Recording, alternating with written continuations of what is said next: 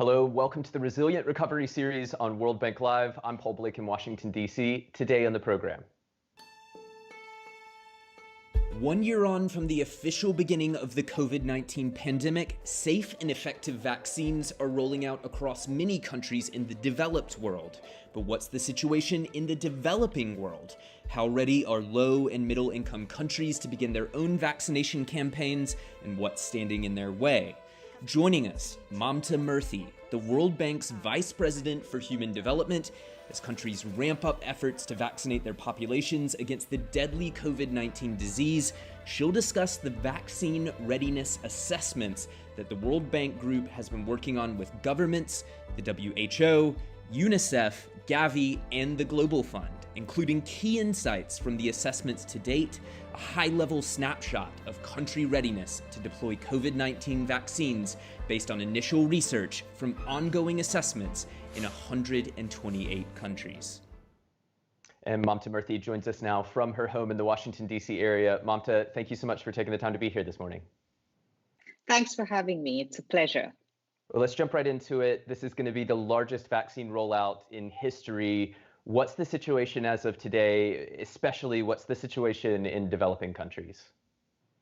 So, Paul, having vaccines in developing countries is incredibly important because this is going to allow people to go back to work, people to go back to school, especially children and teachers. As you know, many children in developing countries haven't been to school this past year.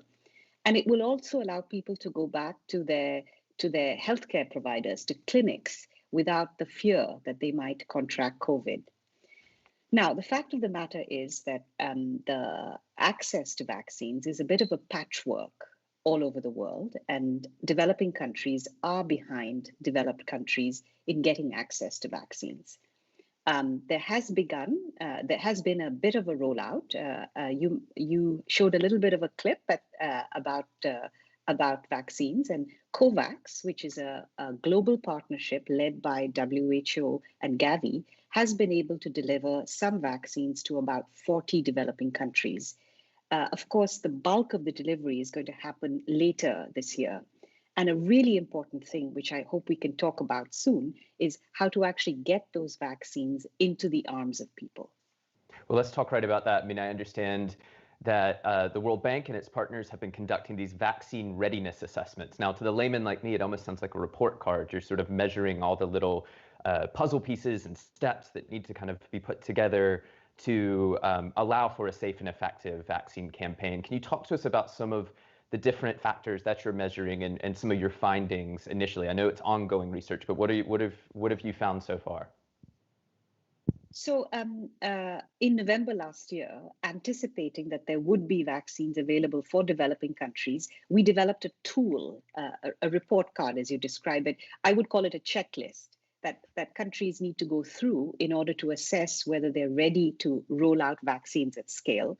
We developed this tool with our partners, WHO, Gavi, UNICEF, the Global Fund.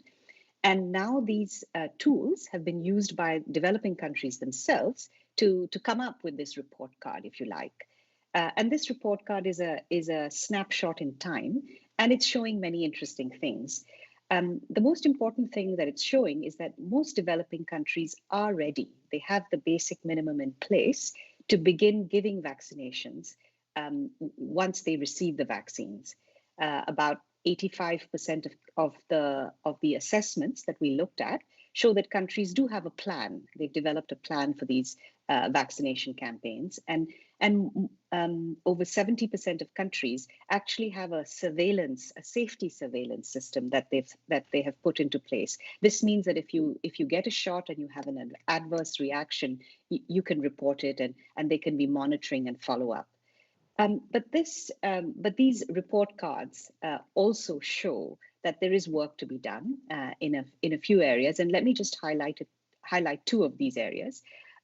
First of all, countries need to do more work in terms of identifying vaccinators and training them so that these shots can be delivered.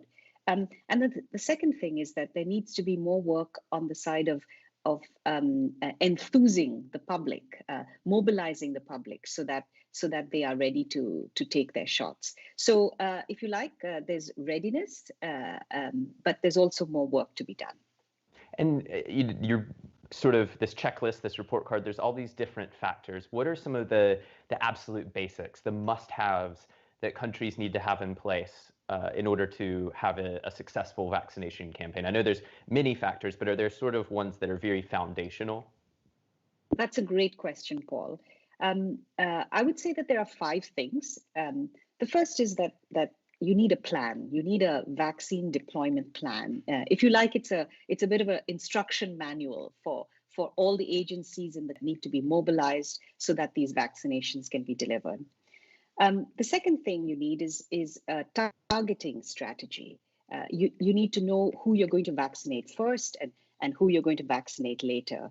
And it's very important that this be done in a way that covers all vulnerable groups and also marginalized populations, because vaccinations have to happen from a public health perspective, from the perspective of what's good for improving the health of the public, and therefore it needs to be very inclusive. The third thing is that there needs to be a secure supply chain. So these are new vaccines that have only just been developed. It's very important that the vaccines that go out, there's certainty that these are safe and effective vaccines.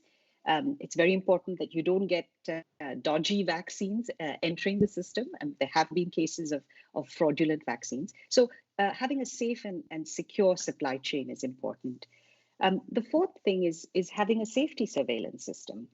So if you get a shot and you have an adverse reaction, which can happen, and we've been reading about it the world over, it's important that you know what to do and where you can go to report this adverse reaction and get it tended to.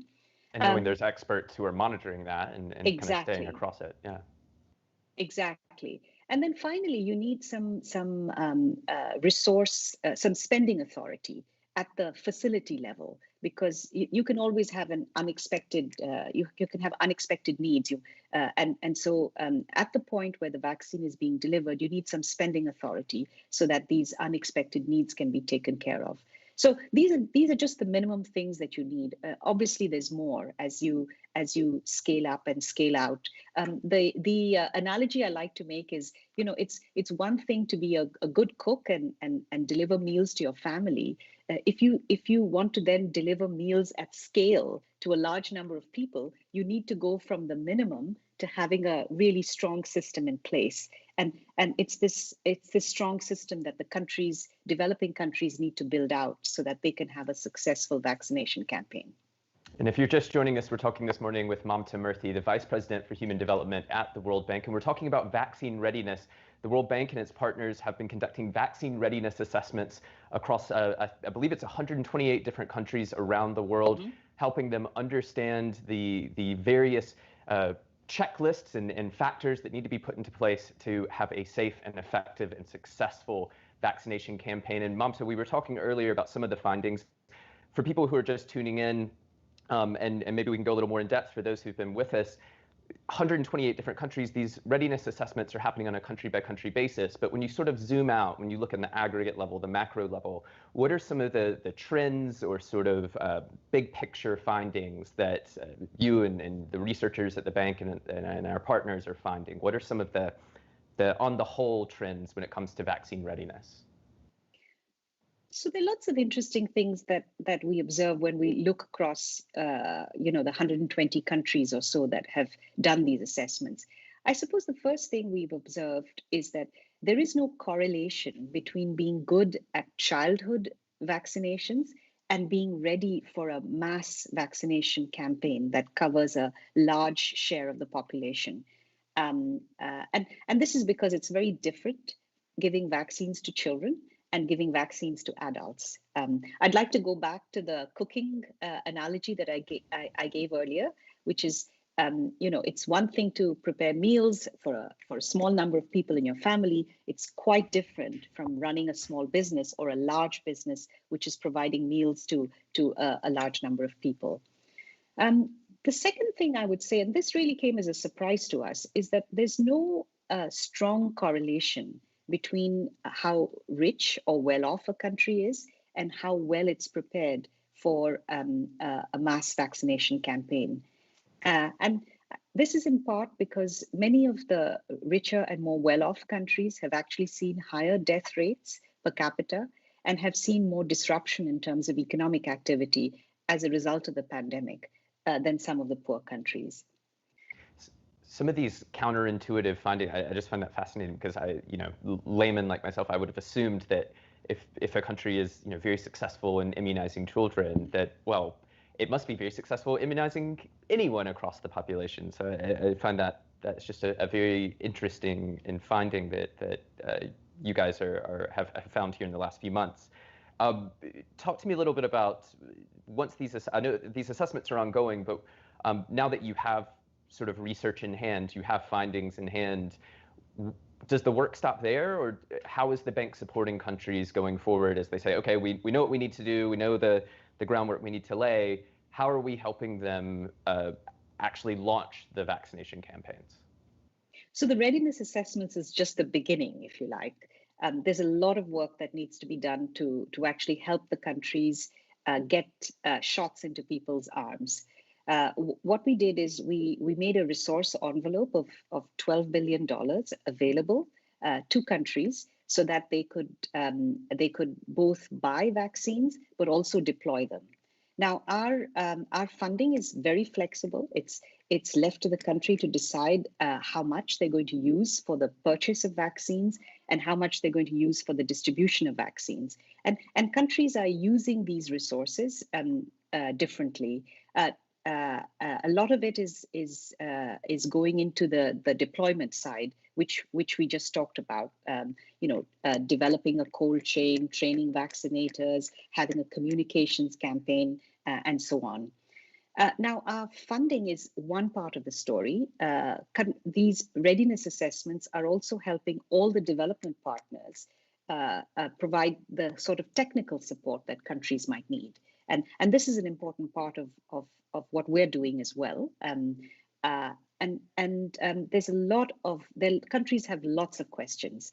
And just this past year, I was looking at this data closely. We've done about 120 events in which we answer questions and we provide knowledge about specific aspects of the vaccination campaigns. And we also help countries learn from each other. So when you think about 120 events in the past year, that's about one event every 2 or 3 days, which provide knowledge and an opportunity for countries to learn from each other. So there's a lot going on, and there's a lot to come as well. And I imagine that allows, if a mistake is made in one country, that mistake isn't repeated in other countries. There's that sort of knowledge sharing happening. Exactly. Or if a country has found a way of solving a problem, they can very quickly share it with another country. That's fascinating. You've talked there about partners, and we've mentioned partners all throughout this program. Explain to people what we mean by that and who the partners are here and why partnership is so important. So partnership is really important because we're facing a 1 in 100-year pandemic. And if there's a silver lining to this, I think it's made people come together and work together.